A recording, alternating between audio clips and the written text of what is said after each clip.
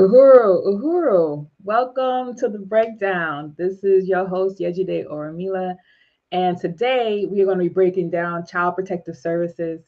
And this broadcast is being brought to you by the African National Women's Organization, which is a mass organization under the leadership of the African People's Socialist Party. Um, we're creating a new news and analysis program on the Burning Spear TV and on AMWO's platforms to share the news, opinions, analysis that highlight the invited guests that we have onto our show, and to highlight the plight of colonized women struggling against colonialism.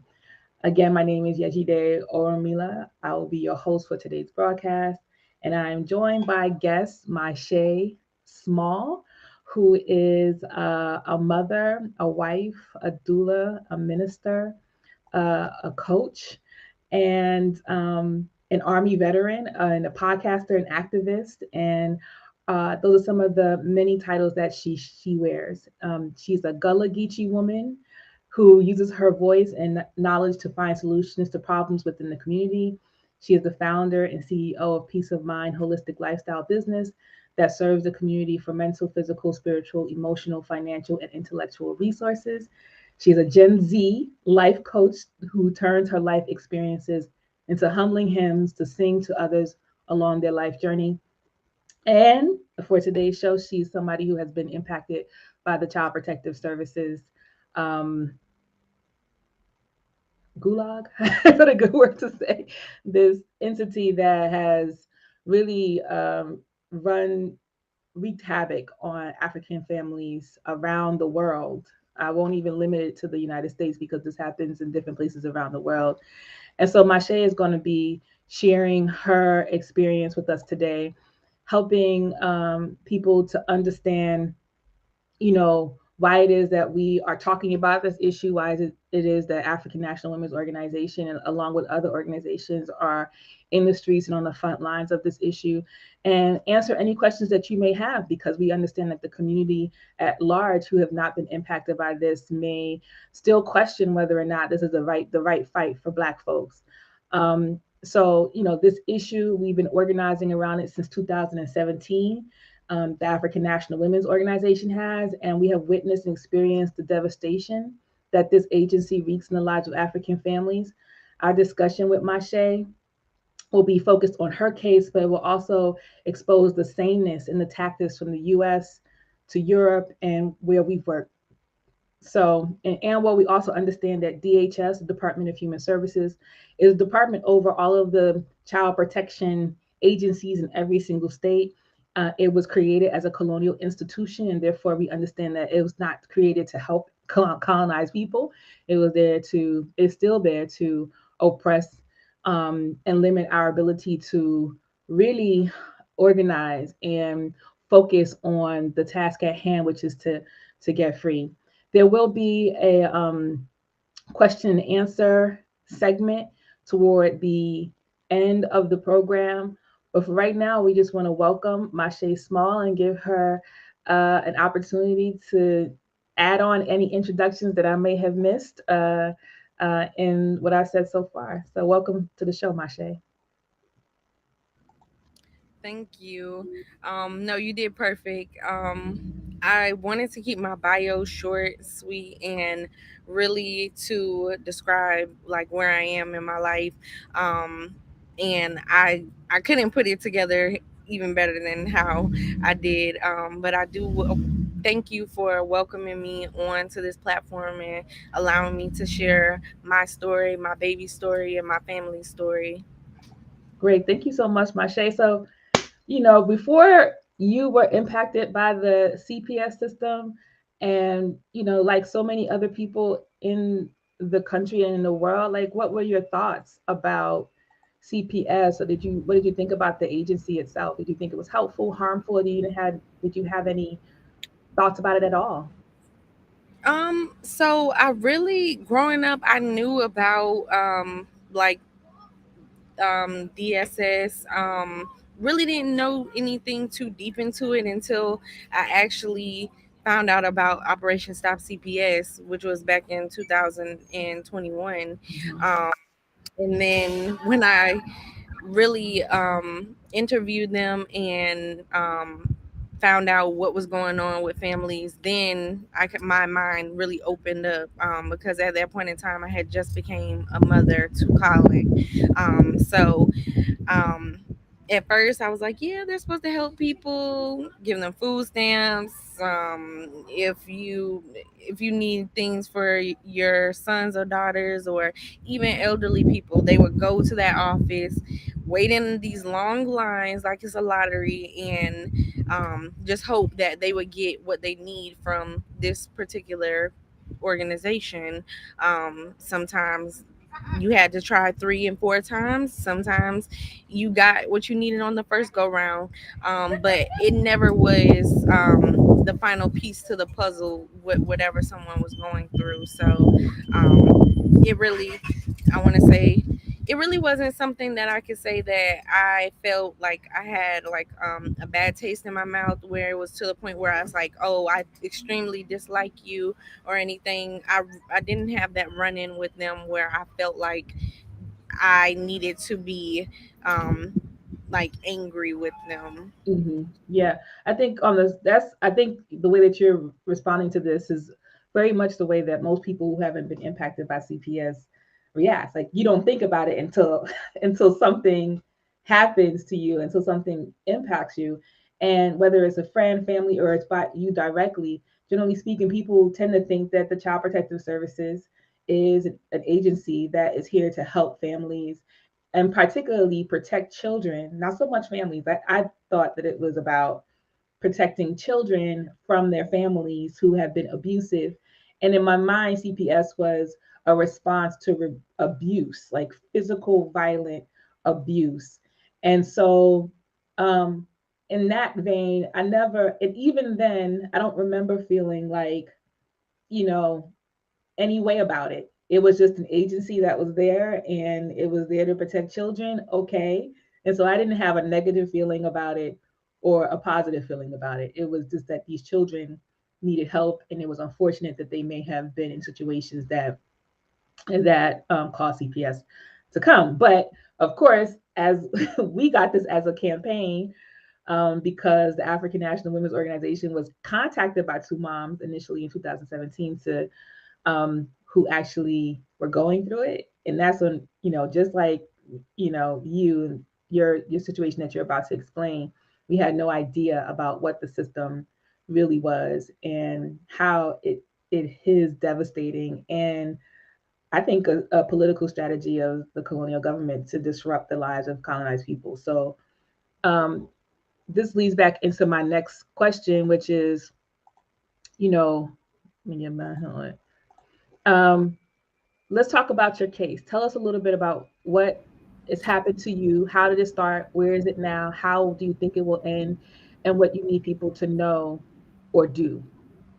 Okay, so I would I want to reverse that question and go backwards to what I want people to do, what we need people to do. And that's coming with us, standing with us, whether it's doctor's appointments, or it's where we have a courthouse appointment for whether it's a hearing or whatever the case might be, just showing, having more faces outside of our families, to be there with us on the front line saying that this is not right. Because right now they want the courts and DSS, they want to hide what they're doing from the public. They say, oh, this is public, on public records, but when you go search any CPS case, unless it's went to a higher court outside of their jurisdiction, that's when you see the records. They Mm-hmm. want to keep anything that's a allegation of abuse and neglect out of the public records, even police reports. If you even try to go and contact Howard County or Anne Arundel County Police Department, you will not be able to get your hands on the police records. They have to be subpoenaed in order for you to get them, because now they've created these loopholes that say, oh no, even under the Public Information Act, you cannot be able to request this because of the allegations of abuse and neglect. But if you want people to get make this this situation to stop, and you want people to learn from the so-called mistakes that one is doing, then why won't you make that information public? Yes, you can redact certain things if they are like PII or something that is gruesome, but if there's no allegations that are like in those two baskets, then why aren't you giving that information? So, and definitely having people to demand that they make those records public. That's something I haven't done, and that's something that I want us to do, because I want people to know that they put this in a category. Any CPS case, they shield them, and I'm not sure how they shield them from public records, but we need to make sure these records are public so that anybody who wants to go inspect these records at any courthouse, they can be able to go ahead and say, hey, I want case number whatever, and I want to be able to request it to look over these files and records, because I want this for my personal knowledge and my personal safety, so that I can know how to react in a situation like this. Or if they have someone who is able to give their time, whether it's a person who is of a certain profession, they'll be able to say, hey, I don't have to go above and beyond to look for all of the ins and the outs of the cases. So, and then as far as So let's talk where, about let's talk how, about. I'm sorry to interrupt you, so that people can understand what's happening to you. Let's talk about what happened to you. Then okay. what has happened? So, What's going on? okay. So, there was a family member who made a report, a malicious report, against myself and my husband.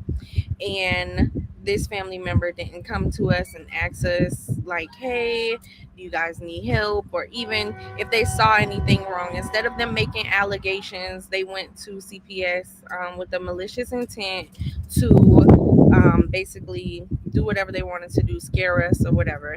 And that ended with our car being surrounded and our babies being basically, they baited us to have this welfare check.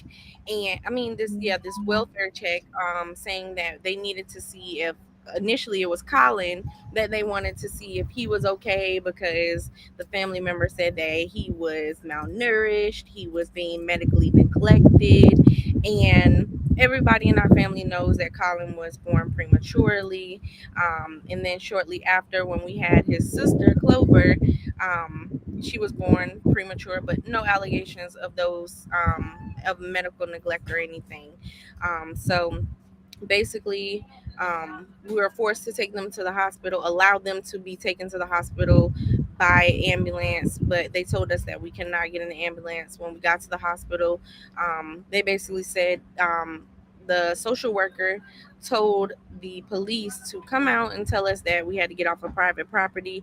I refused medical attention for my son and daughter. They stated I couldn't do that because CPS had now taken over custody of our son and daughter without any court order or any paperwork or any legally binding agreement to say that they can do this. And they said if we didn't leave, we would be arrested, because that's private property. And then we were forced to be up many hours before we could actually go see a judge. And basically, they were granted by default, because they already had our son and daughter in their care and custody, that yeah, they had guardianship over them. um, what was the charges that they brought up against you and justice? No charges at all. Still no charges to this day. They send us a paper saying, oh, notice of investigation being closed, but there are indications of neglect for Colin and Clover. What was their indications of neglect for your son? Medical neglect, and medical, him being malnourished, Mhm. because they stated that we didn't take him to the hospital, because of this family member who told that we didn't take our son to the hospital or to any doctors, which was a lie, because we choose to take our son and daughter to more of a naturopathic doctor, Mhm. and we don't mind taking them to any Western medicine doctors as long as they align with us. But the situation was blown totally out of proportion.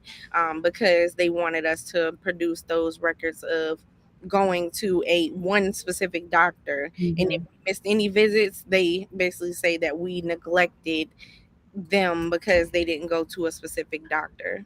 Tell me what it felt like. When I first heard about your case when Operation Stop CPS was like, yesterday we need Amwell help to be partnered with you because we have comrades in Maryland, and when I first heard about how you were surrounded, how you were tracked down, hunted by the police. Let's talk a little bit about what that was over the course of a couple days. I felt like how Cleo and Jada Pinkett Smith on Set It Off. You would have thought we would have robbed a bank or stole these babies from the hospital from Hmm. somebody else.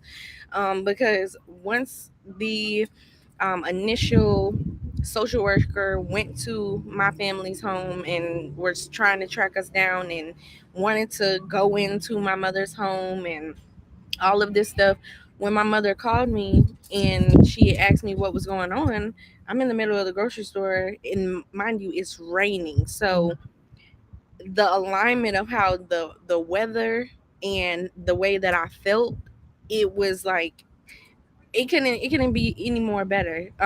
Because standing in the middle of a grocery store with my daughter, and I'm like, what is going on? Like, the storm was literally physically going around me and also within my mind of not knowing how things were going to go. And I know how ugly things can get by seeing videos on social media of people being out somewhere, being followed, being tracked. I did not know at this point in time, I hadn't even known how this had came about. So with me just being with my daughter and needing to go and speak with my husband about this, because he had my son at his family house at that point in time. um, I was just like, okay, let's try to call this social worker, let's see what's going on. And when I approached her and told her, hey, like, I don't need you guys' services, like, we're good, like, there's no neglect over here, nothing wrong over here, she was like, well, that's not how the department works. And I'm like, not how the department works. Well, who said that I needed your services? Like, who's where's the contract, or where's the agreement that we said that at any point in time you can come in and take my babies, or say that you have a say so in how their life is going? So when she heard me tell her I didn't need her services, and I hung up in her face because I called her from a blocked number because I didn't want her to have my number. She sent the police to my family's home, and that's when all of the police involvement, they went there that time. Um, and I had just gotten back from the grocery store, unpacking the groceries with my family, and my daughter was there with me, and they came and was like, "Hey, we just want to do a welfare check." And I'm like, okay. They saw my daughter. I didn't allow them to touch her or anything. They left. And then the next day, they went back to my family's home at 10, 11 o'clock at night doing a welfare check. Then it consistently happened. They gave the rest of the weekend. I got email from the social worker after I had asked her, "Hey, can I get your delegation of authority? Who sent you here? Who said that you have the authority to do this?" I asked for the whole, um, the her chain of commands, contact information. I asked.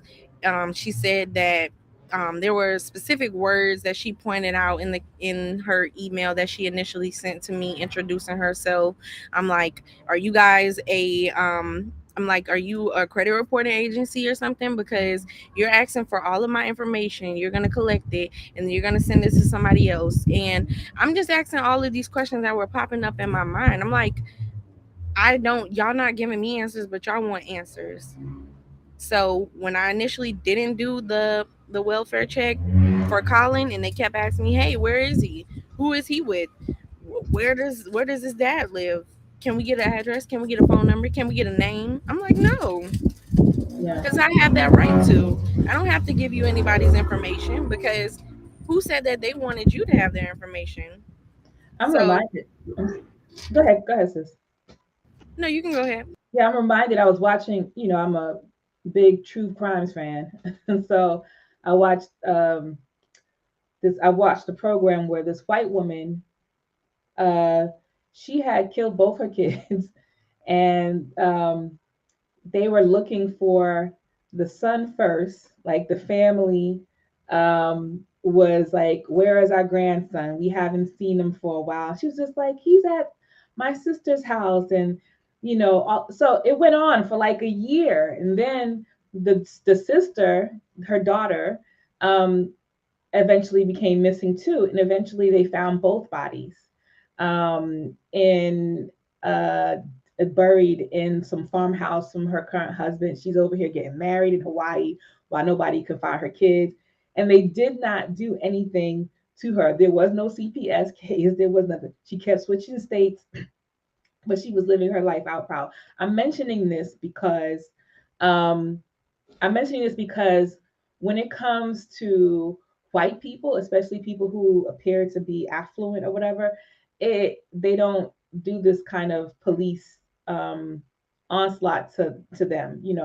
The level of scrutiny for Black families is definitely higher, and the amounts of children that are removed from Black families almost immediately are much higher. So I want people to understand that this is not. We know that everybody get their kids taken and all that stuff, when we talk about Black families, the disproportionality is completely off the charts. Off the charts. It's the same if you measure it to the number of disproportionality of people who are in prison that are Black and Black women. And we have to see that this is the same entity, is the same colonial state that is doing the prison stuff, doing the school stuff, is doing the taking of children. So it's a well-rounded tactic to really disrupt, family and family life. What did you think, Mashe? I know that sometimes family members might they don't know. I don't know if family members know the full scope. I wouldn't know the full scope. You probably gonna call somebody and scare them. So whatever, just to be petty.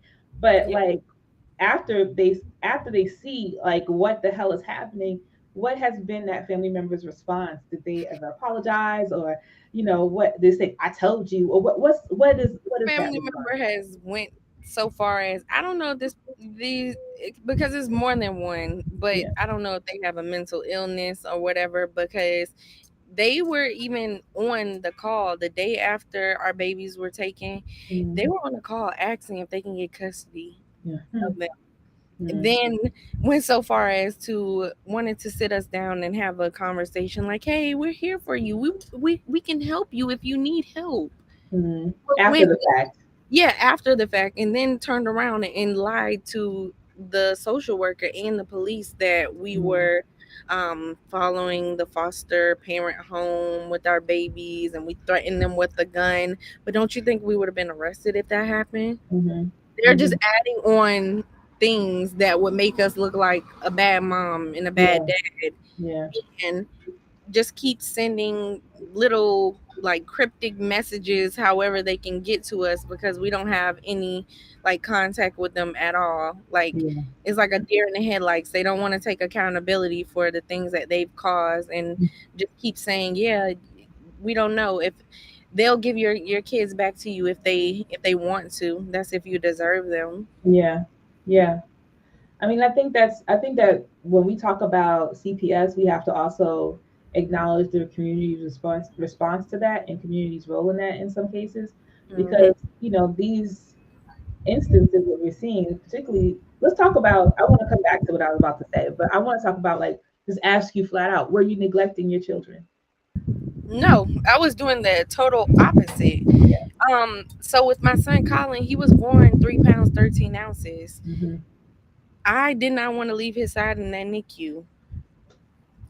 I basically, before I had him, I was on bed rest, modified bed rest, wanting to put myself first. I asked my midwife, like, "Hey, can is there some way, because my cervix was shortening?" Hmm. I said, "Hey, can I get a letter or something stating that I need to rest?" Like, I was the only one throughout the pandemic at my job. I was one of those, what do you call it? I can't even think of one of those mandatory people, like a Hmm. essential worker. Yeah. And I was at work. Like, I had worked like days straight at Hmm. some point in time, and nobody cared about my health. But when I got pregnant, I put myself first. Yeah. I chose to change my diet, go more towards plant based, getting all of these different vitamins and minerals so that I can make sure that my baby and myself were taken care of. So when my son came early, he was my Mother's Day gift. He was born the day after Mother's Day in 2021. And I had crystals that I left in the NICU. Like, I put a little note up on the board, like, here are my crystals. Don't move them. My mommy needs them here for me to heal. It was only maybe about 4 days after I put those crystals there, my baby was he came home. Mhm. He had to make it to 4 pounds, and he had to make sure he was keeping up his body temperature. Mhm. After that, I made sure all of the doctor's appointments he needed to go to, he was there. And at that point in time, his dad had suffered a traumatic brain injury. Oh. So I chose to quit my job. I told my boss, I was like, I can't do this with a newborn and having my husband go through this. I can't do this. So I chose to say, hey, I'm going to focus on my family and make sure my family is healthy. So I was taking them to doctor's appointments and everything. Um, Going to different specialists, got a naturopathic pediatrician who didn't force me to vaccinate my son or anything, and just doing research on how I can be the best mom that I can be. Mhm.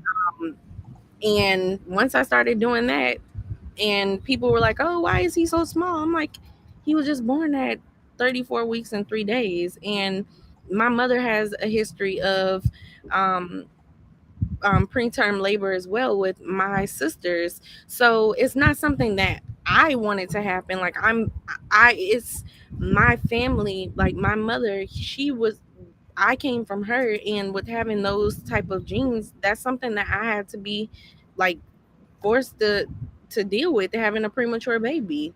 And I did everything that I needed to do for him during that time period. So I did what I had to do as a mom. I don't think there was anything else that I couldn't have done. Like, I literally dedicated all of my time to be a mother. I even, after my contract was up in the army, I didn't re-enlist, and God knew that He wanted me to focus on being a mother because I signed up for 2 deployments and they didn't choose me. They said, "Oh well, we have other people who we want to choose," because I would have been having my son overseas, and who knows how that would have went. So everything happened for a reason, and like I said, I've been doing everything I can to be the best mom.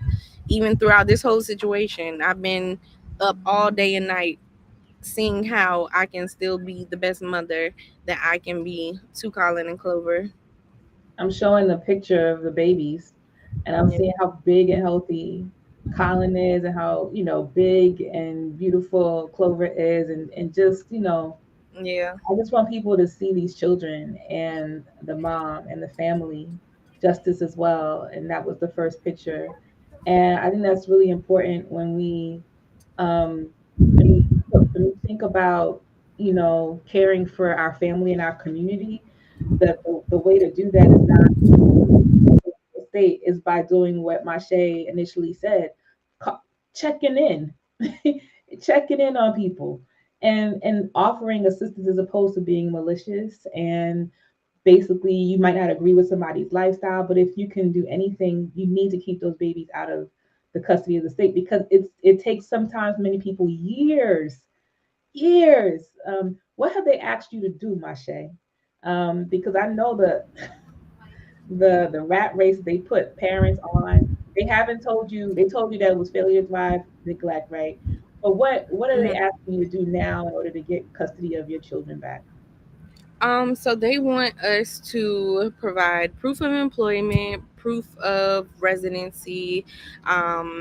They want us to do the psychiatric and the psychological exam.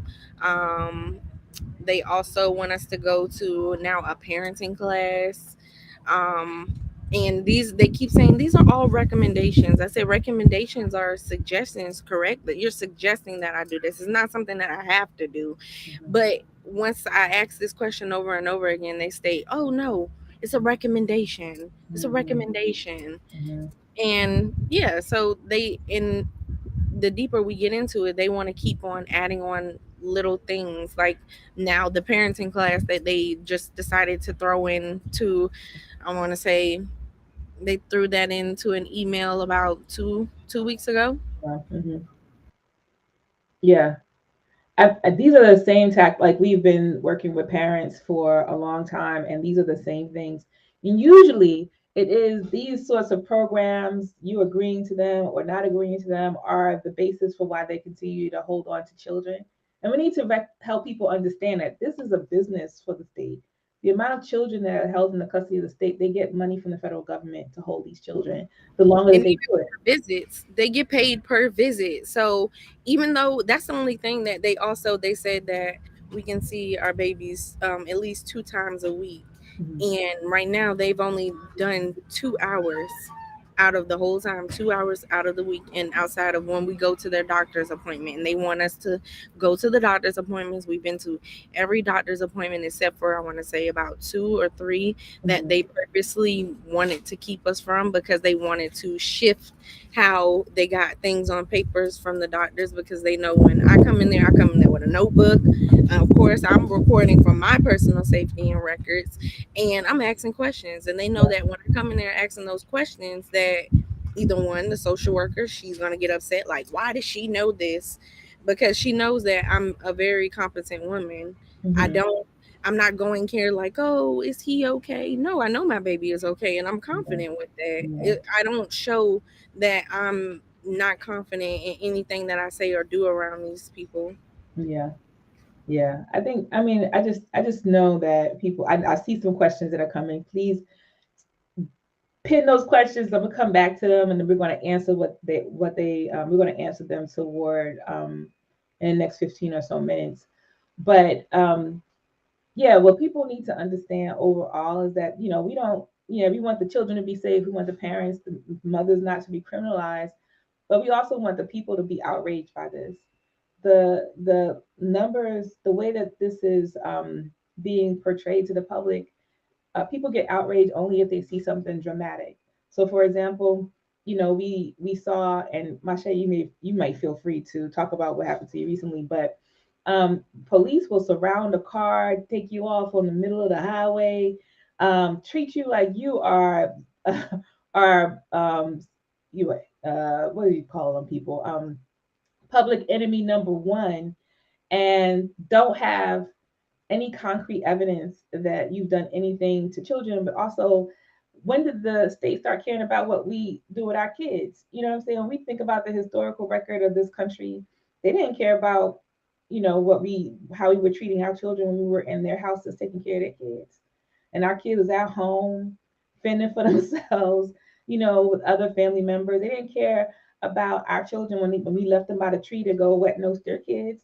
And then, we really have to recognize that the escalation of CPS really happened after, the Black Revolution of the 60s, and people were fighting back. And the best way to do that, and knowing that the majority of people who were in revolutionary organizations were women. So what better way to kind of, infiltrate that by using this and other tactics to really break down women and keep us wrapped around this struggle. So we were like, we want to enter into this struggle with the women who are being impacted and make this a political struggle too, because this needs to be a part of the broader, and liberation movement for Black people, because it really hits at the heart of it. When you take a child, you disrupt and destroy the entire family. You cause The dissension, whole biological the whole framework. biological system, that their cycle that they're supposed to be going through with Mhm. learning and seeing. I wouldn't be surprised if my babies start to talk or have mannerisms like Yeah. them, Mhm. because of how they're there with them. It To break a habit, it takes what, 90 days, 30 days, how Mhm. many ever, and my babies have been there longer than that time Where are your period. babies? Who has them? So they're in foster care. They're I in have. foster care with Who are the foster? A Caucasian woman, her husband, and her son and daughters. Mhm. Mhm. Not with family. They're with Yeah. a Caucasian family. Have your family tried to get your children? Yes. Okay. What has been the barriers to that? Oh, they didn't speak up or say anything. But these same people who make that decision about interviewing them and getting them to be with the family is the same ones who sat on the meeting and they heard that my mother wanted my son and daughter. Hmm. Yeah. In most cases, people think that they can call the CPS and they're going to be first in line to get the Hmm. children. And the reality is that that is not the case. We have learned the families who want the children to try to get them out of the system, and they do not give it to you. They do not give it to grandma or grandpa, auntie or uncle. They keep the children with strangers in the They custody want system. them to sign up to be foster parents now Yeah. because that's what my family has been faced with. Anybody who wants to be um the person who gets my son and daughter, they stated that they have to sign up to be fingerprinted, they have to be investigated, and they have to go through the whole foster parent Mhm. um the Thing. whole foster parent process. And that's really just to record families and record the whole. It's a policing state. Like it's there to record your whole entire family. It's like And their own version of the census, yeah, yeah. keeping tabs on everybody. That's what it is. That's what it is. And you know, back in the day when somebody had an issue with the kids, what they'll do is they'll grandma might have them, auntie might take them, and that is a natural occurrence. But now they're saying that even your family are not good enough to take, and they're making the judgment call on people they do not know. And and you know, I think that when we look at how we fight against this, we have to recognize that these are the avenues that at which children are taken. I talked to somebody who was a mandated reporter who didn't agree with being a mandated reporter, but anytime that you work for children anywhere in the United States, you become a mandated reporter. And so she works at a nonprofit for low income troubled youth.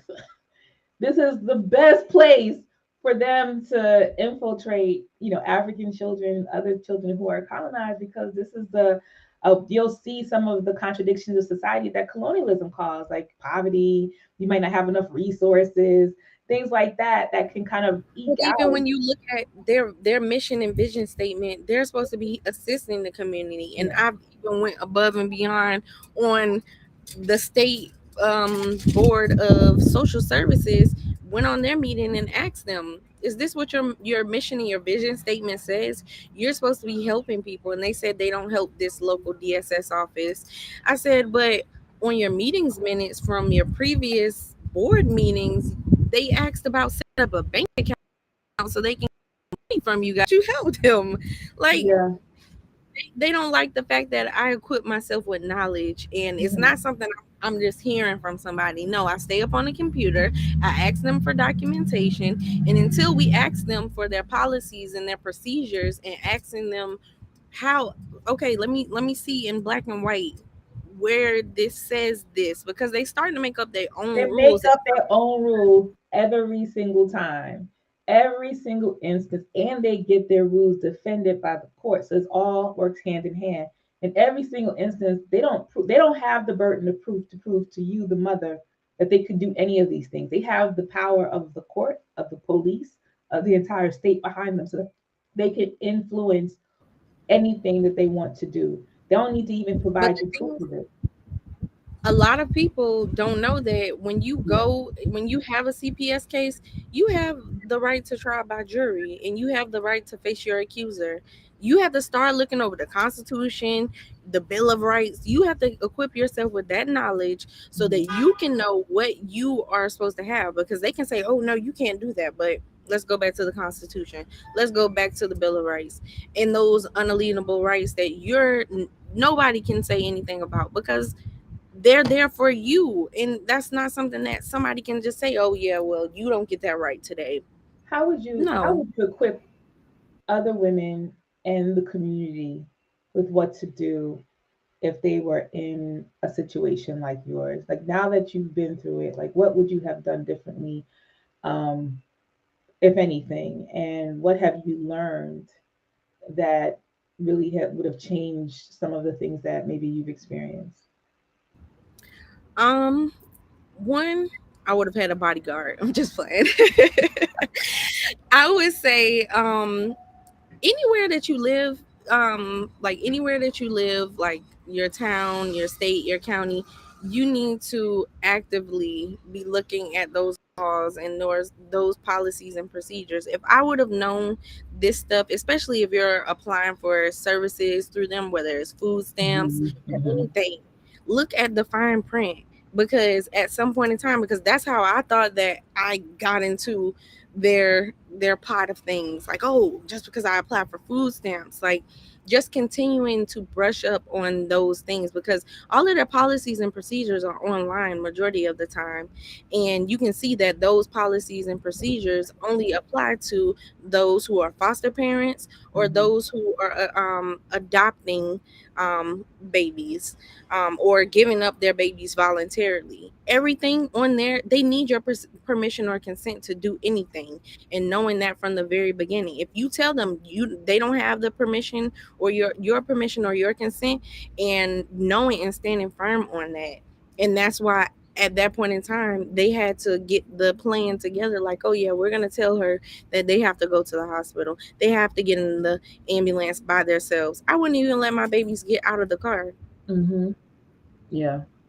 What has been happening to you that you think might be related to this case? I know that there's been a couple of things that have escalated. If you feel Yeah. like sharing, you don't have to. Oh no, I feel like sharing.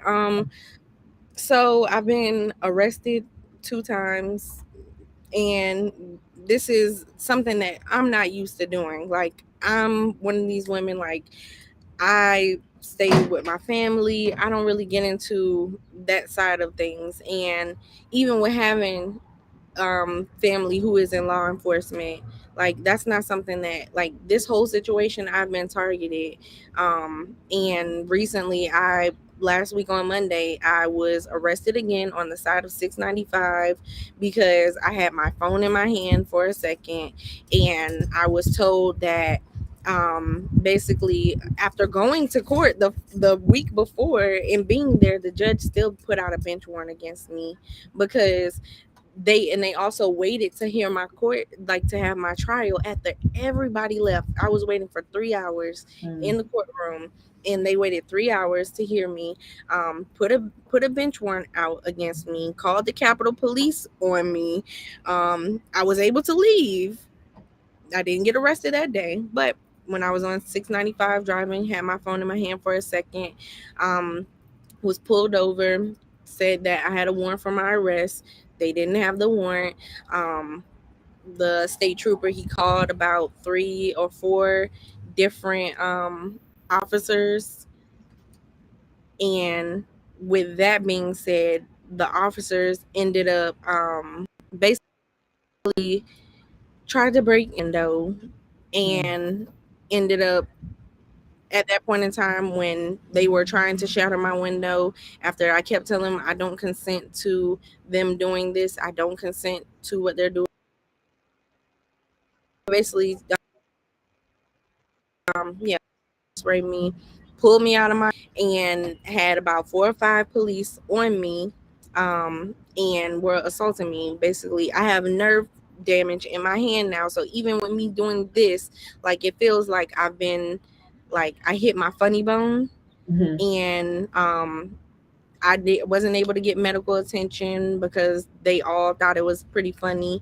Didn't have any female officers. All of these officers in the paramedics were all Caucasian, and they basically thought that I was crazy. They basically labeled me as a domestic terrorist because of me asking them questions about laws and saying that I'm a sovereign citizen because I know my rights and I'm not allowing them to step on me. So I was taken to jail. And I was on my menstrual cycle at that point. I wasn't able to get any pads. I couldn't ask for water. I was knocking on the door for about an hour. I was told that I couldn't see the commissioners, see if I had bail. And if I did, then they would start the timer over. So they would have to hold me longer because I'm asking for things. And they said I Mhm. didn't want to comply. Then, then when they transported me to the jail, because I was taken to jail, I wasn't able to bond out in that amount of time, because they didn't have to bond out by um basically I was told that if I didn't sign over medical power of attorney to them for 1 year, that I would be put on suicide watch, stripped butt naked, without any um, pads or tampons, anything, and I would be all by myself and until I complied with them. Mhm. Let me just give a moment for this And because then I on feel the like, icing, go ahead. Sorry, there was a lag. Go ahead, finish your thought. on the icing on the cake was they had my bail paperwork from 9 a.m. on Tuesday, and they didn't allow me to get released until 8 p.m. that night. Yeah, what I was saying is I wanted to give a moment to like really think about everybody to really understand like what's happening here. The more that CPS is involved in your life in any state agency, it just shortens that distance between the state and you. Like so, you're now in the crosshairs of the police, of all the kind of policing agencies. That's why we call this the family policing system, the family regulation system, because it's not there to protect children. Because we all know and seen the statistics of what happens to children who are in foster care.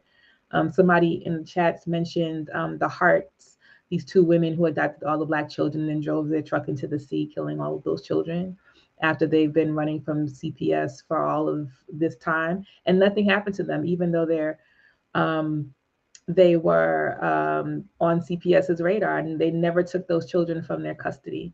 And this is what we're seeing that, but for Mashai and many other Black mothers and Black families, because not only happens to mothers, like Black families are experiencing the police terror associated with this, and being surrounded on the side of a highway by the sheriff, windows breaking, arms twisting. For what? Mache is not held up a bank. They've treated people who murder people with more respect than they have this woman and other women that we've seen associated with like child protective cases. They've walked white boys with AR-15s into McDonald's to give them food before they took them to jail after killing 10, 15 people in a row. And this is how they're treating, African women who are um, just saying, I know my rights, I know my rights. They're going to shatter your glass, put you on the ground, and take you to jail, hold up your paperwork so that you don't have the right to be bonded out immediately. I mean, it's terrible. And, I just wanted to, but we're fighting back. We're organizing with each other. We recognize, that this is a necessary evil, right? For lack of a better word, that we have to fight, because until we're free, we're gonna, not only are we talking about Mache, we're talking about some sister we don't even know yet. Somebody who's going to be introduced to this. That's why this program is so important, because people need to be introduced to this concept that CPS is not your friend. Do not be petty and call CPS on anybody. If you feel like there is help that you can offer, help that person. If you don't Especially like if they're a mom. Like with me being a doula and me being, I'm so active in the community, especially just prior to me actually having Colin and Clover, I had a miscarriage, and everybody knows me on social media from speaking mm, out about that, me mm, going through that grieving process, me teaching mothers to actually like stand in your truth and know that things that happen to you, you should talk to your community. There's communities out here. I'm a birth and bereavement doula. I also assist mothers and fathers who want to have babies, who are trying to conceive. So mm, I'm not somebody who's just like, oh yeah, I don't know anything, or I'm not here with other mothers. Like, actually, if you know somebody who needs a doula, ask them if they want to hire a doula. That's something that should be, when anybody has a person in their family who is pregnant, get a doula, whether it's for the birth or after the birth, because that sensitive time, I'm postpartum, I'm 7 months postpartum. I should even though I've learned to balance my hormones, and I take different things, different herbs and supplements, and eat healthy. That's why I'm able to talk about this, and I'm not crying, I'm not angry or irate, because those are things. I have a village, I have doulas and midwives and other people I'm able to call on to assist me. And those are the people who we should reach out to in communities when Yeah. at times like this. And even for fathers, like Mhm.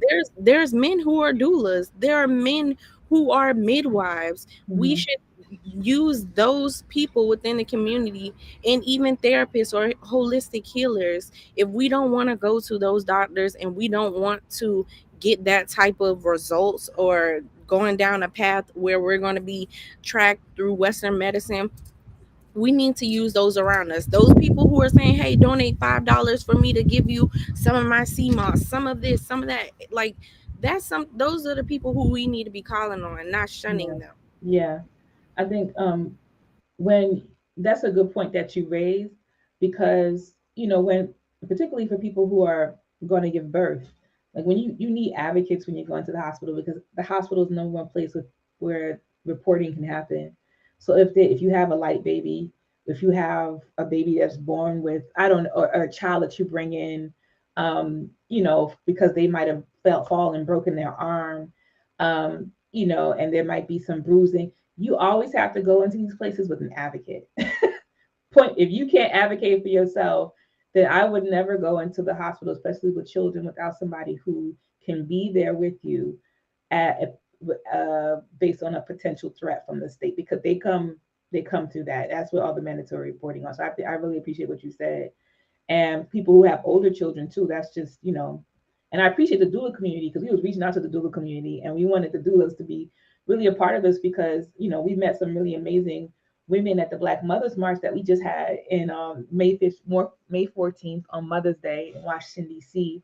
And we really met some advocates for mothers, not just who are going to be walking with you through the process of having a child and after that, but are actually activists and organizers and advocates for families, to defend families. And I think that we need to see more of that overall. Um, so let's get to our last question, and we can get into the question and answer portion of it. How do you see, or do you see? I know we've been talking about it throughout the whole program, but how do you see your fight to regain custody of your children? And do you think it's related to the historic oppression that we face as Black people in this country? I do see that is definitely related. I know that this is going to end with us getting Colin and Clover back. I don't see this being a journey that's going to take any much longer. I know that we're at the home stretch of things, um, but I just have to get the community behind me. I've already told them before that we have a nation behind us, because we do. Our story has reached the UK. I didn't even think that that would even happen.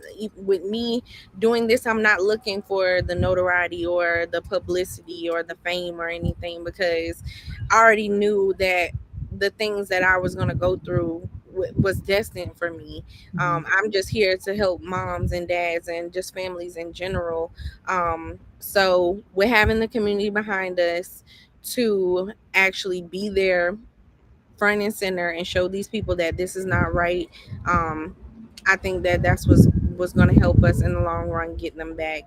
When it comes to our court case, that for the CPS case, we have a hearing on July 19th. So if you are willing to travel to the courthouse in Ellicott City, Maryland, on July 19th to assist us with the just having solidarity and peace, and letting people know that this is not right, that's what's gonna really get us to get Colin and Clover back. Because I guess they don't believe me, but just because they're stalking my page and they see that we have people behind us who are commenting on the news articles that have been written about us, or on my post or post, because they, of course, they see Anwo and Arrest CPS and having y'all in on the court hearings and stuff.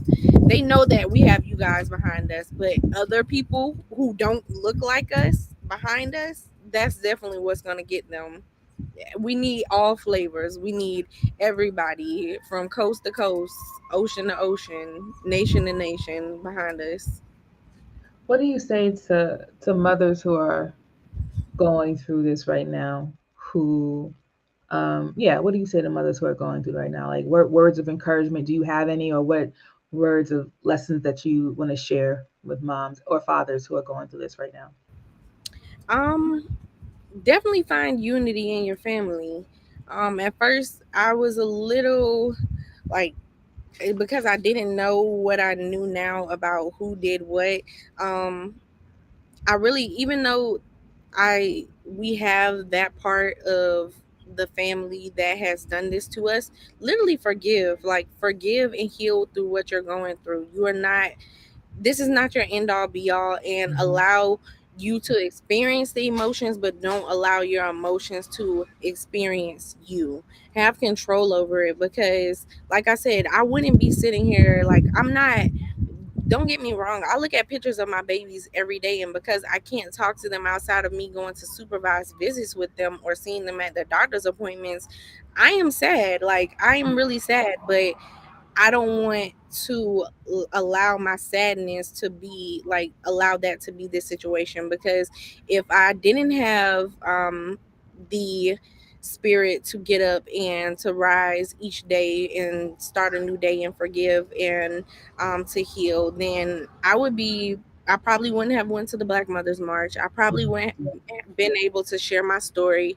And I'm doing this for all of the moms who couldn't do this. Like, there's a lot of moms who have died behind stories like this. There's been moms who have been beaten and like literally have lost their minds because of Yeah, this. There's yeah. fathers, like my husband experienced PTSD every single day we see a police, because he don't know if they're gonna come and get me. He Hmm. doesn't know, and they bother me. They don't bother him. Like, literally, don't brush off anybody's emotions of how they're feeling about this, because there's a lot of people who think that, oh yeah, you'll just get over it, or they're just being triggered. They'll get over whatever they're going through. No, like, literally take every emotion that someone is feeling and allow them to feel it as well. Everybody feels how they feel about certain situations. Just because it's not their baby and they're they may be an aunt or uncle, everybody is gonna like take your situation and they're gonna feel how they feel. But literally build your community within your family and allow it to grow and expand to everybody else who wants to support you. And I may not be able to talk to everybody, but I stay up pretty late talking to other moms and being up learning about laws and just seeing how I can equip myself to help my fight and other families fight. So reach out to me on social media, email me or anything. I'm here. Like, I'm here if you need to cry, if just anything. If you need somebody to get on the phone call with you and just be an advocate, I'm definitely opening up my doula services for moms who are going through CPS cases, and allowing me to be an advocate and speak for what I know and support them. So definitely reach out to me. Share your information. How do people get in contact with you? So my email address is your peace of mind 2016 at gmail.com. My Instagram is the soul coach, TheSoulKoach, and my business Instagram is official peace of mind LLC. I also have a podcast, so any moms who are willing to share their story, Peace of Mind, the Soul Coach, I would definitely be open to interviewing you and getting your story out there, because the more you talk about it, the more you heal and the more you help other people. And you won't harbor those emotions whenever you get your babies back, or even if you feel like you've lost your babies to being adopted out. That's not the end all be all. There's something that can be done. I'm glad you're saying that too, because we have this healing circle space within the whole. apparatus of the Arrest CPS campaign that we have, and people will be learning more about that and invited to that. It's private. We don't do live streams on those, but really addressing the question of the long term effects, the trauma that this causes, not only the parents, but the children too, and the amount of healing that happens, that has to happen outside of this process. And I want people to recognize when we talk about the far off situations, right? And we look at slavery in particular, and people are like, yeah, they used to steal babies right from mamas off of slave blocks or auction blocks. And this is happening every day in our community. So we shouldn't have to look too far back to actually see the reality of what's happening to Black women and Black families, because it's happening right now every day through the CPS or whatever it's called in your state, DSS in Howard County, Maryland, DIFUS in Jersey, and whatever it's called, as Department of Family Services or whatever, that take children and keep them from you. That this is the same country and the same policy that legalized the kidnapping of Black people, the theft of Black children to use as money for white people. And this is what the foundation of this country was built on. So when we look at institutions like this, how can we be neutral? How can we think that these institutions are here for our benefit when nothing ever in this country has been for our benefit? And if it ends up being for our benefit, we had to fight tooth and nail in order for that to come, for us to come out on top around certain issues. So I really want people to recognize that the fight right now, you don't have to worry about things that happened hundreds of years ago, even though that was the foundation of what's happening today. But what's happening now needs your attention. And I really want to encourage people to support Mashai and any other mother. You might know somebody who is in your community right now who may be going through this. And you walk up to her and ask her, what can you do? And most times it's just support. Most times it's just, can you come with me to do something or show up for something? And the number one thing that we get as feedback as organizers in this space is that people appreciate just the support and the advocacy and the defense always. Because even when there's a contradiction, there may be a contradiction. The person might not have enough food, they may not know how to take care of the child well. The state is not the appropriate place for that to happen. Like, it can happen within the community, particularly if we have a sense of what is happening and we feel like we can offer that kind of help. And so I would just encourage us to do that, but also challenge the state. We can't just do it in isolation. That if we have every opportunity, show up to these marches, organize with these people, go to the city council meetings, meet with the people who are involved in the child protective service ring, and challenge them at every single step. Because if we don't, then we're saying that we allow for this to happen.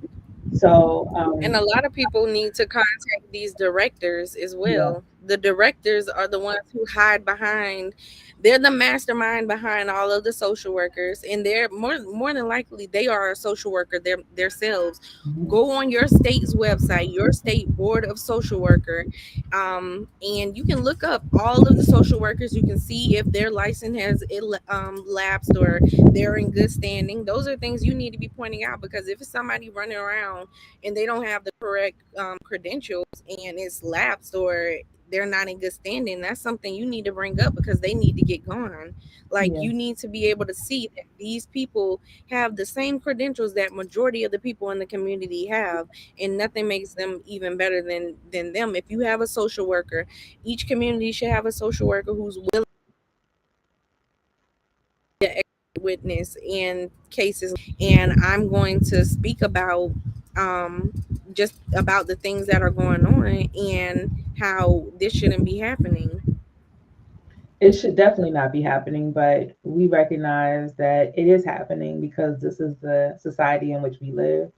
Colonialism has not been destroyed, so we still colonize. And until we make that struggle, until we can win on that end, we still gonna it's gonna be a lot more maches and a lot more other people who are battling against this. But that's why we have organization, and that's why we call on people to join organization and join these campaigns to be of service. And I also want to encourage any other we need lawyers. You know what I'm saying? We need lawyers on the ground who are advocates, not just people who just know family law, but we need people who can go into those courts and say, X, Y, and Z in defense of the parents. We need advocates. We need, even if you can't go into the courts, if you can just provide guidance and be a service and a resource to this particular segment.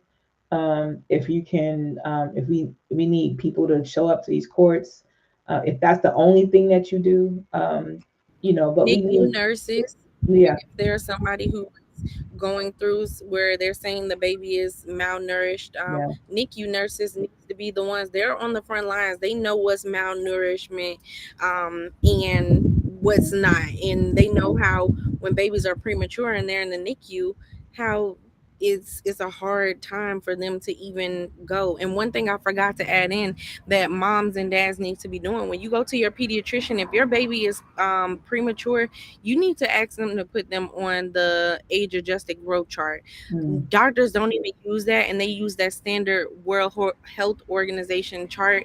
And that's basically if a baby was full term, their growth rate. They're mm, supposed to be putting babies who are born under 37 weeks on that age adjusted growth chart, because if they're not doing that, they're not giving them the proper, they're not charting their proper um weight and length and all of that up until they're two. And even after two, they still, you should still be charting it yourself or having a doctor or somebody do that, because that's how they get away with doing this stuff. And if you don't know that and you don't press that, then that's something that they're going to keep getting over on us on, because you have to know the difference between those charts. yeah. I appreciate you saying that because that's been a real issue in your case. We're going to navigate into question and answer. So y'all get your questions ready, comments, and you ain't got to agree with what we saying. So you could just add a question and we can answer it the best that we know how to. Before we get into that, I'm just going to go through some announcements and then we get right into it. So the African National Women's Organization calls on women, African women from around the world to join us. This is the only anti colonial, anti imperialist revolutionary organization for Black women. We have members in Africa, Europe, and the United States. And we call on you to join the international collective of women building the revolutionary capacity of African women all over. So, to learn more about membership, you can go to anwouhuru.org/join. So that's anwouhuru.org/join. The African National Women's Organization also needs your help to establish our first headquarters location in St. Louis, Missouri. We have a total goal of $50,000. We have a building. We need to rehab that building, and we've raised $10,000 so far. So our goal for this live webinar is to raise $500. You can make your donation by going to anwouhuru.org/donate or Cash App at anwouhuru, ANWOUHURU. And any amount is accepted and appreciated. We are going to make this the hub for Black women internationally. So if you're ever in St. Louis, we definitely want y'all to check us out once we get this building rehab. So we want y'all to also support the economic development project of the African National Women's Organization, which is the Colonized Hair and Body. It is a natural personal care product that highlights the natural ingredients that traditional care practices used by Indigenous people around the world. So we want you to get your items today. You can also volunteer with us, join our marketing team, and purchase from our website at decolonize, decolonise.com, decolonize.com, to find out more about our products and what it represents. And all of the proceeds that the Colonies um, makes are going toward the African National Women's Organization, and of course, back into the brand so we can make more good stuff for our people. We also want to alert you about the Hands Off Uhuru, Hands Off Africa, support the Uhuru 3 in our fight against the U.S. indictments that the U.S. brought down against our movement. Defend the struggle for African freedom, defend the African liberation struggle, and defend the Uhuru movement. You can find out more about this campaign by continuing to watch the Burning Spear TV channel on YouTube and checking the Anwo Uhuru Facebook page for updates.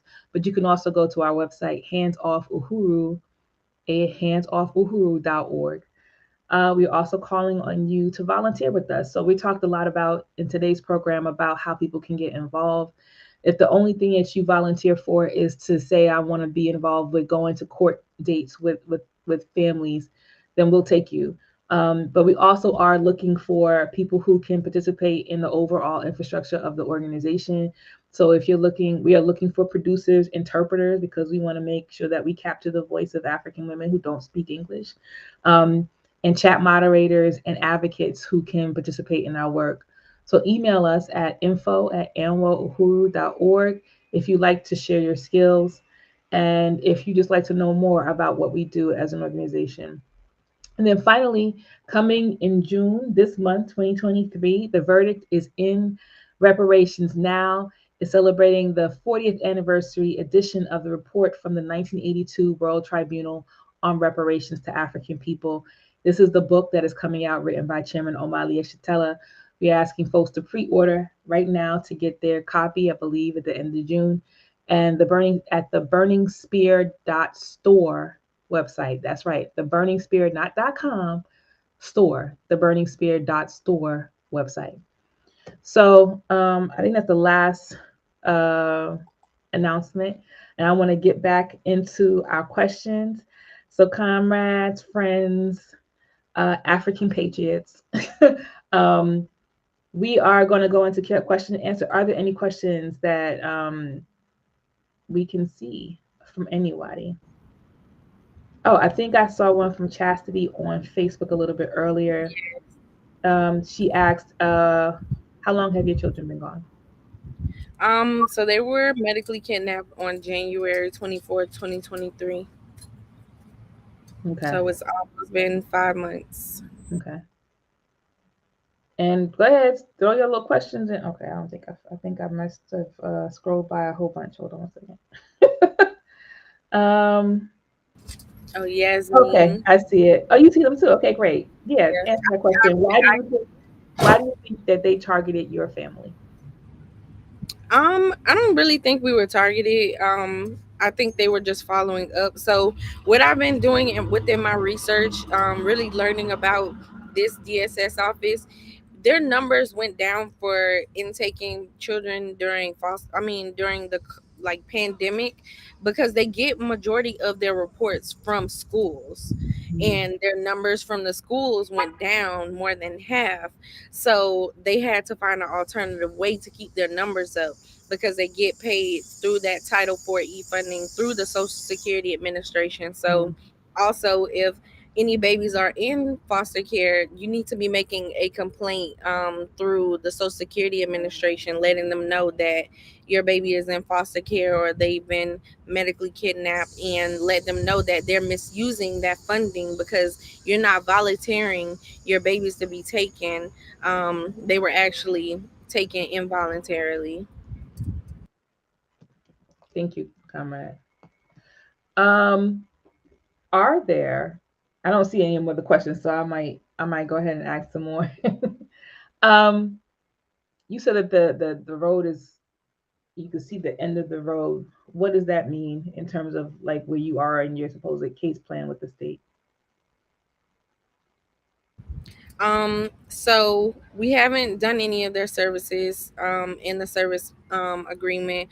We handed them an alternative agreement stating that we will conditionally accept this agreement and do the service plan if you provide us proof of that you guys don't have that Title 4E funding from the Social Security Administration, that these foster parents are not being paid for having our babies, um, and just other little things, stating that we had a contract with them, that they, if we do the mental health exam, they will not use it against us in court, because that's against the ADA, the American Disability Act. And Mm-hmm. a lot of people don't know what, because I'm a disabled veteran, so you are covered under these acts. Any act that you can think of, those that's should be the fuel to your fire with anything that you're going through with these people, is to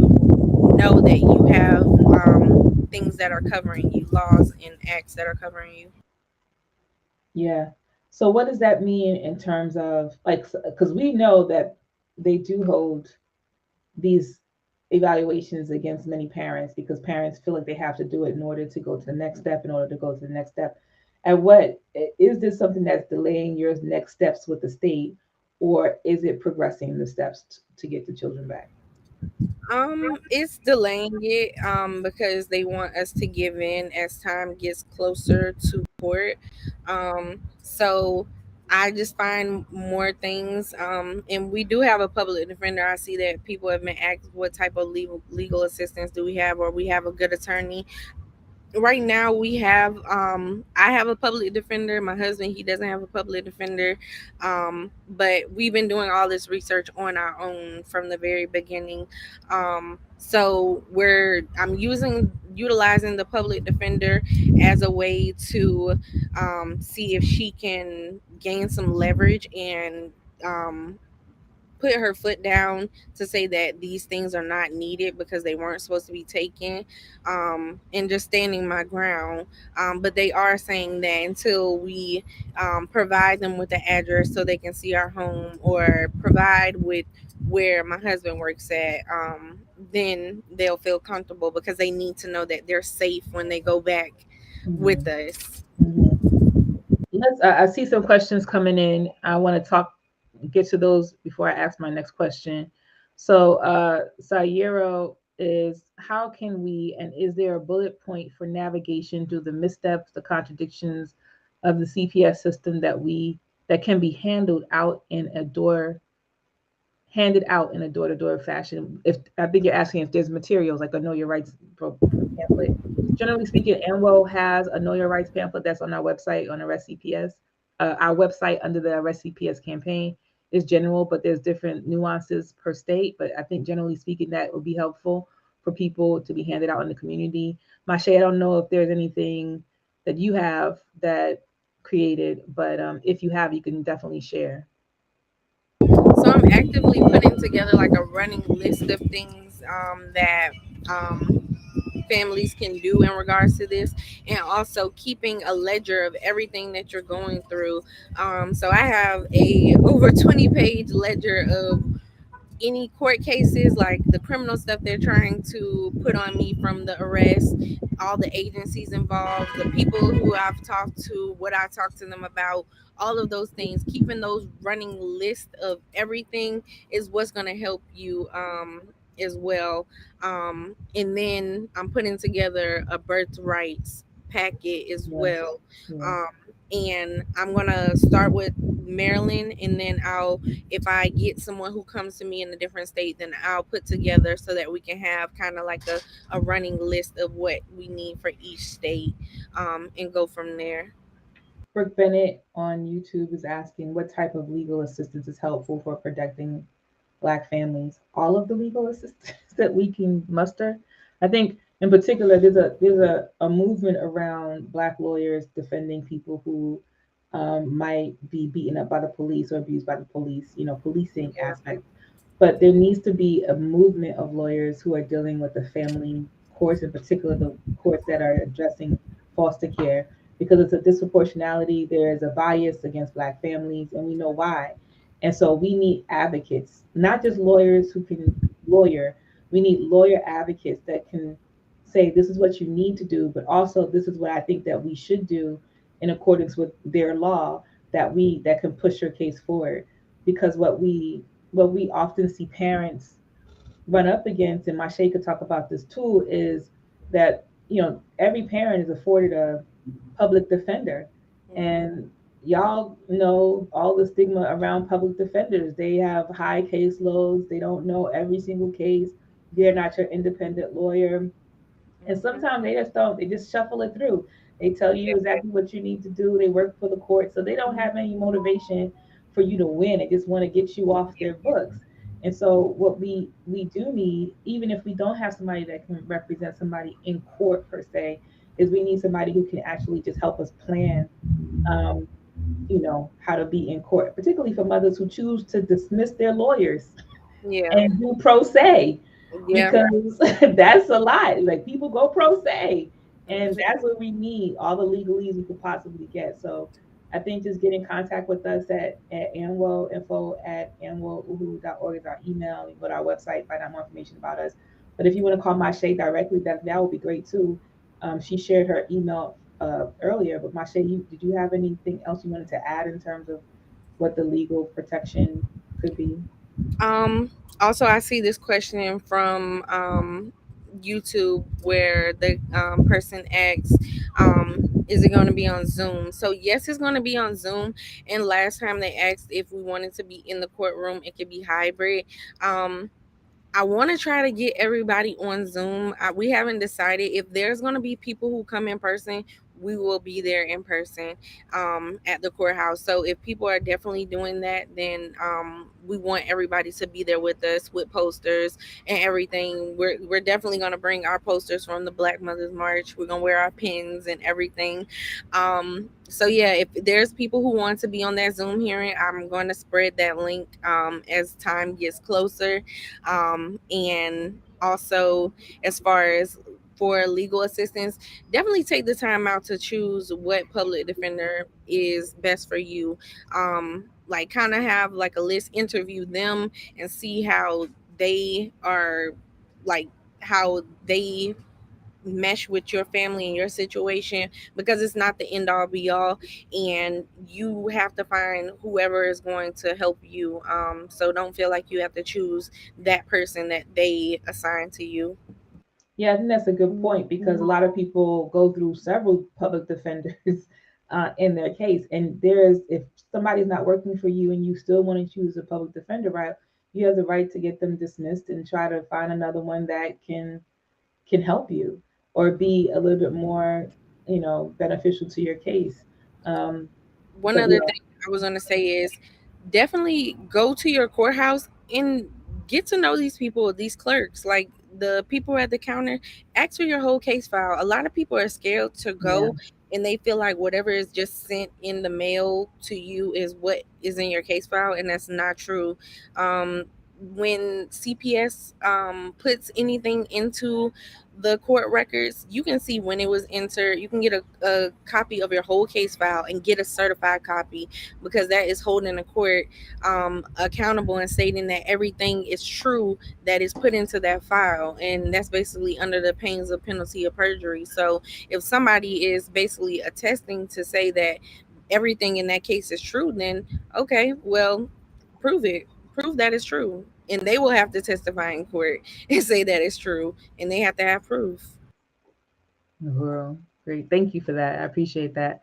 I think going down and learning, like we have to I think as organizers and advocates too, we have to also be in tune with the court system, know the clerks, because we have a case in Philly where we had to like reach out to a clerk to find out something about this case, and she was giving amazing advice about how you can get into the courts because in some states, in some counties, in some cities, you can't have everybody in the courtroom. They won't let you, and you can't have everybody on Zoom. They won't let you in. So like really learning these clerks, even being friendly with public defenders and people who are in the court system is really helpful because then they know like they can be a part of the overarching structure to like fight back because they see it all. They see it all, And and getting their oaths as well is one thing. Um, Throughout this whole process, I've been getting the judges and the police officers, the sheriffs who I've been in touch with, like who arrested me or had some dealings over this case. You have to get these people there. That oath is what they're being held to. They took an oath. They swore in that they were going to defend the people of whatever state under the Constitution. If you have that in your hand and it's notarized and it's stamped by the clerk of the court, that's basically the end all be all. You hold that up and tell them this is what you signed up for. This is what your job. You signed that. You said that that oath is what you're gonna do and how you're gonna handle your job. So basically holding these people to what they signed up for. We I didn't said force them to sign up for it. I agree with you, but I also think that they're gonna spit on that shit, spit on it, and just like They are, but hey, it's just showing that you know yes, what they're yep, supposed to be yep, doing. yep, yep. I agree. I agree. Um, Is there, we're wrapping up in a few minutes, but is there something that you have done in this process that maybe you think you might have reconsidered, or do you think that everything that you've done to get your children back has forwarded the mission to get them back? And if there's anything that you would redo again or do differently, like, you do you know what it would be? Um, I would say it's more so I don't have any regrets over anything. Um, because even with me speaking out and even trying to let them know about like our religious beliefs, it definitely let them know, okay, these are some certain things, like as far as not vaccinating our babies and having that religious exemption card, um kind of played a part in them not vaccinating our babies or anything or giving them any shots. Standing my ground, going to speak to the doctors when you and yet Hada came and advocated with us.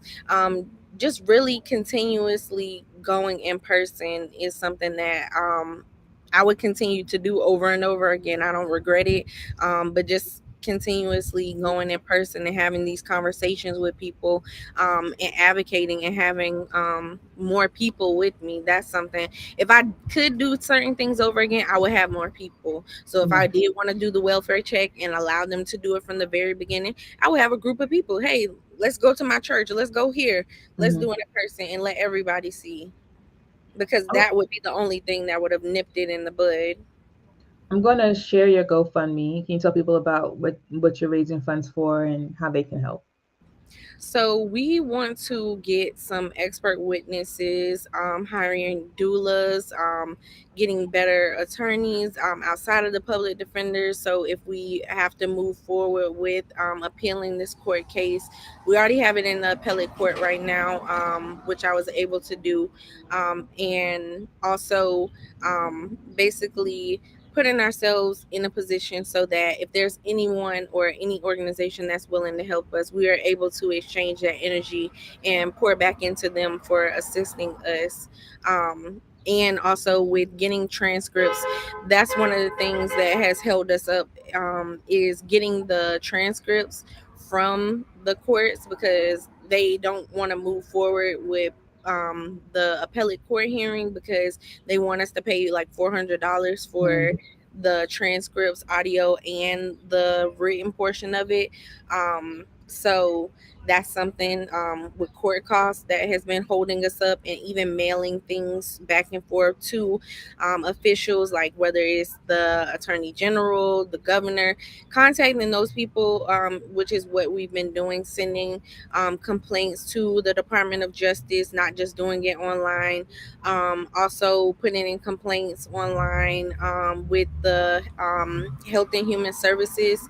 Um, they are they have things online, but they want you to actually send them in like your physical copies of certain things that can't be sent like emailed to them.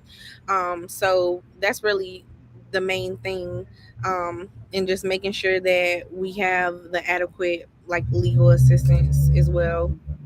So everybody, go ahead and scan this QR code that's on your screen. What is the? I don't have the. What is it? Let me see if I can click on it.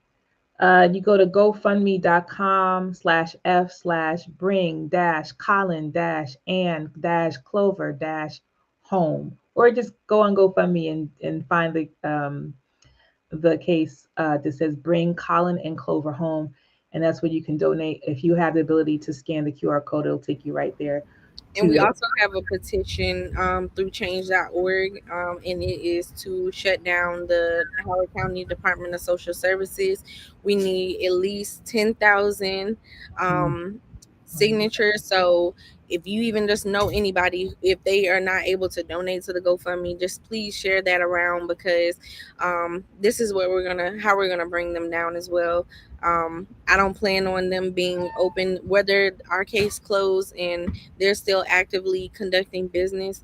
Um, we're gonna do whatever it takes to get that $10,000, that 10,000 signature, so that we can close them down and have alternative measures for families in the future. in the community. Uhuru. Uhuru. Thank you so much, Mashe. Before we close out, I'm going to do the plug again. We need y'all to join the African women to join the African National Women's Organization. If you happen not to be an African woman, if you're an African man, if you're not an African woman, but you're a woman, and you want to support the organization, you can donate and become a sustaining donor.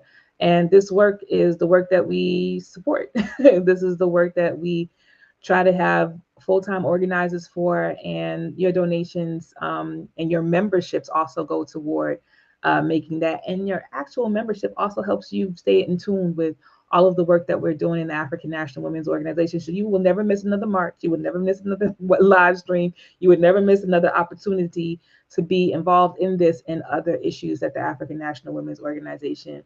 And the membership ranges from $25 for the year, and monthly memberships from then on up that are less money than that. So take a look at our membership, African women, and the sponsorships and the sustaining donors for non-African women um, are also in the same vein. It happens every month if you would like, and it just supports the work of the African National Women's Organization. So go ahead and click that QR code or go to anwoouhuru.org/join. Mashe, before we head out, is there any last comments that you want to share with folks out here in the world? Um, I'll just say one through my business. I use this hashtag. Is hashtag keep smiling. Mm. Um, smile when you're hurting, smile when you're happy, smile when you're angry. Because you have to trick your brain into acting more positively in those manners, even when it may seem like you're faced with something that may be defeating. So, really, just put yourself first and continue to like move forward. Always continue to move forward, don't move backwards. And if you're moving backwards, just keep moving forwards after All the that. time. Thank you so much, Mashe, for being a guest on our first episode, our first official episode. We had episodes before. Our first official episode of The Breakdown with the African National Women's Organization. We're going to keep everybody abreast of your case, and I'm sure you will do that as well. And we will be there with you on July 19th in Howard County, Maryland, supporting you as well.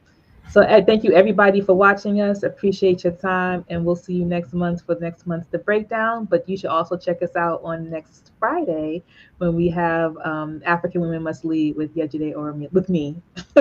uh, when we do a political education on why African internationalism is a theory for African women. All right, Thank you have a for good having day. me. Of Thank you course, of everybody for course. participating. All Thank you. right. All right, bye y'all. Uhuru.